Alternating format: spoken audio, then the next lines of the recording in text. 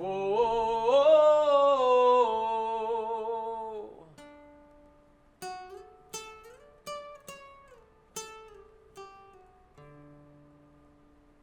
Whoa.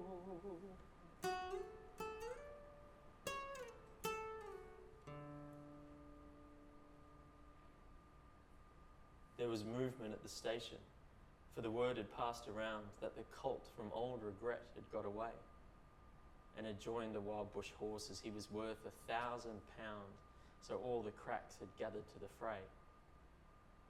All the tried and noted riders from the stations near and far had mustered at the homestead overnight.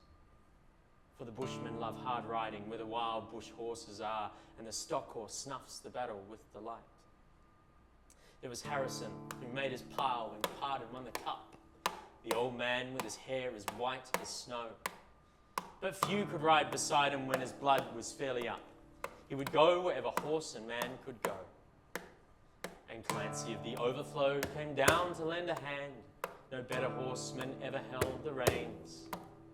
For never horse could throw him while the saddle girths would stand. He learnt to ride while droving on the plains. And one was there, a stripling, on a small and weedy beast. He was something like a racehorse, undersized, with a touch of team or pony, 3 parts thoroughbred at least, and such as are by mountain horsemen prized. He was hard and tough and wiry, just the sort that won't say die. There was courage in his quick, impatient tread. And he bore the badge of gameness in his bright and fiery eye and the proud and lofty carriage of his head. But still so slight and weedy, one would doubt his power to stay.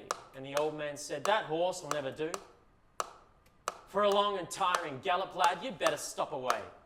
Those hills are far too rough for such as you. So we waited, sad and wistful. Only Clancy stood his friend. I think we ought to let him come, he said. I warrant he'll be with us when he's wanted at the end. For both his horse and he are mountain bred.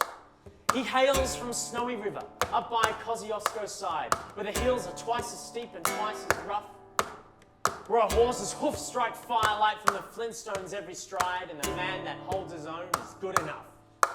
So we went.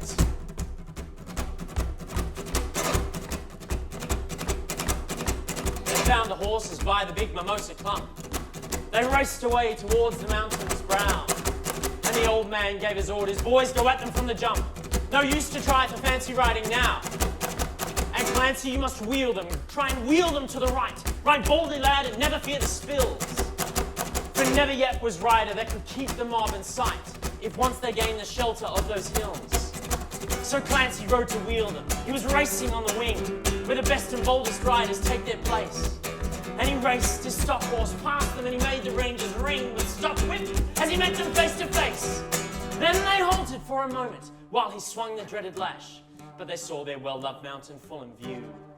And they charged beneath the stock whip with a sharp and sudden dash, and off into the mountain scrub they flew. Then fast the horsemen followed, where the gorge is deep and black, resounded to the thunder of their tread. And the stock whips woke the echoes, and they fiercely answered back from the cliffs and crags that fizzled overhead. And upward, ever upward, the wild horses held their sway, when mountain ash and Currajong grew wide. And the old man muttered fiercely, we may bid them off good day, no man can hold them down the other side.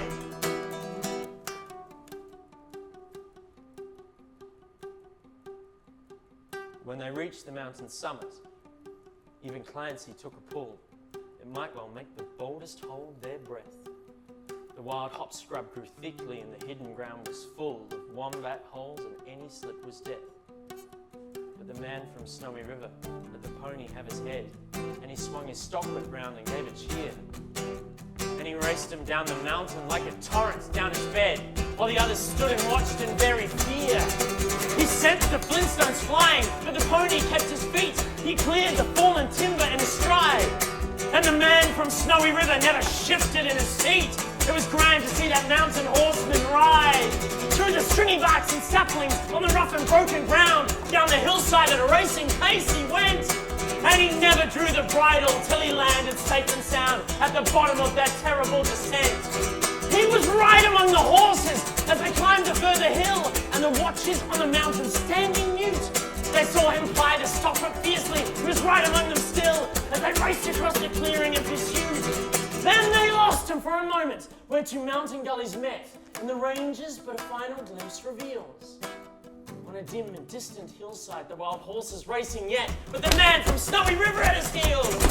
Yes, he ran them single-handed, till their sides were white with foam. He followed like a bloodhound on their track, till they halted, cowed and beaten, and they turned their heads for home, and all alone and unassisted, he brought them back. But his hardy mountain pony, he could scarcely raise a trot. He was bled from hip to shoulder from the spur.